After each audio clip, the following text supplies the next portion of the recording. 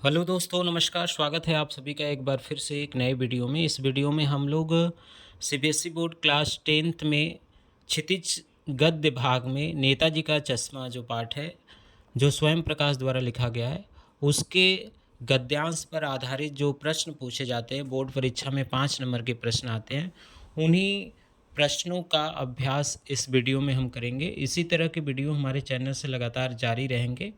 तो यह जो चैप्टर वाइज आपको दिया जाएगा, यह हर तरह के प्रश्न होंगे उसमें, व्याकरण से, क्षितिज से, कृतिका से।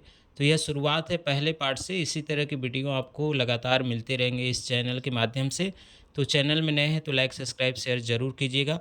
चलिए शुरू करते हैं। यह पहला पैराग्राफ जो आपको दिया गया है, यहाँ पे है कि जीभ कस्बा छोड़कर आगे बढ़ गई थी, तब भी हालदार साहब उस मूर्ति के बारे में ही सोचते रहे और अंत में इस निष्कर्ष पर पहुँचे कि कुल मिलाकर कस्बे के नागरिकों का यह प्रयास सराहनीय ही कहा जाना चाहिए। महत्व मूर्ति के रंग रूप या कद का नहीं, उस भावना का है, वरना तो देशभक्ति भी आजकल मजाक की चीज़ होती जा रही है। दूसरी बार जब हालदार साहब उधर से गुजरे तो उन्हें मूर्ति में कुछ अंतर दिखाई दिया और उन्होंने देखा तो पाया कि यह चश्मा दूसरा था। पहले मोटे फ्रेम वाला चौकोर चश्मा था, अब तार के फ्रेम वाला गोल चश्मा है। हालदार साहब का कौतूहल और बढ़ा। वाह भाई, क्या आइडिया है! मूर्ति कपड़े नहीं बदल सकती, लेकिन चश्मा तो बदल सकती है। यह आपको गद्यांश दिया गया है, ठीक है। इस गद्यांश पर आधारित 5 प्रश्न आपको करने हैं। वह प्रश्न देखिए। शुरुआत होता है इस प्रश्न से। पहला जो प्रश्न दिया गया है वह है कि जीभ कस्बा छोड़कर आगे बढ़ गई, अर्थात इसका क्या मतलब है। 4 विकल्प आपको दिए गए हैं।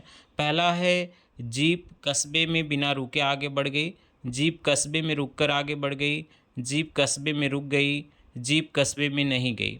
तो जीभ कस्बा छोड़कर आगे बढ़ गई का मतलब है कि यह सीधा सीधा पहला जो विकल्प है, जीभ कस्बे में बिना रुके आगे बढ़ गई, ठीक है। जीप कस्बा छोड़कर आगे बढ़ गई का मतलब क्या हुआ? जीप कस्बे में बिना रुके आगे बढ़ गई। तो यहाँ पे पहला विकल्प आपका सही हो जाएगा। दूसरा प्रश्न देखते हैं। दूसरा जो प्रश्न दिया गया है कि हालदार साहब किसके विषय में सोचते रहे। यहाँ पे आप देखिए, हालदार साहब किसके विषय में सोचते रहे, यह आपका प्रश्न दिया गया है, ठीक है। इस प्रश्न को आप ध्यान से देखिए। इस प्रश्न में 4 विकल्प दिया गया है। नेताजी के बारे में, ठीक है, मूर्ति के बारे में, चौराहे के बारे में, कस्बे के बारे में। तो इसमें जो विकल्प दिया गया है, यह आप ध्यान से देखिएगा। तो इस विकल्प पे सही उत्तर जो होगा वह होगा, यह विकल्प होगा, ठीक है, ख, जो दिया गया है मूर्ति के बारे में। यानी वह क्या थे, हालदार साहब जीप कस्बा छोड़कर आगे बढ़ गई थी, लेकिन उसी मूर्ति के बारे में विचार कर रहे थे, ठीक है। तो इसी तरह यहाँ मूर्ति के बारे में सही उत्तर ख होगा। चलिए आगे बढ़ते हैं। अगला जो प्रश्न दिया गया है, तीसरा जो प्रश्न आपके सामने है, वरना तो देशभक्ति भी आजकल मजाक की चीज़ होती जा रही। इस पंक्ति से आपको क्या आशय लग रहा है, यानी इस पंक्ति का क्या मतलब है, ये आपको बताना है, ठीक है। देखिए विकल्प दिया है, आजकल देशभक्त होना संभव नहीं है। आजकल देशभक्त होना भी हास्यास्पद हो गया है। आजकल सभी देशभक्त हो गए हैं। आजकल देशभक्ति की प्रासंगिकता नहीं है। तो इसमें जो सही विकल्प होगा, यह जो उत्तर है ख, आजकल देशभक्त होना ही हास्यास्पद हो गया, क्योंकि बहुत सारे ऐसे लोग हैं जो इन देश प्रेम करने वालों लोग पर का भी मजाक बनाते रहते हैं। तो यहाँ पे विकल्प जो ख है वह सही हो जाएगा। चलिए आगे बढ़ते हैं अगले प्रश्न पे। अगला जो प्रश्न दिया गया है वह प्रश्न है कि दूसरी बार जब हालदार साहब उधर से गुजरे तो उन्हें मूर्ति में क्या अंतर दिखाई दिया।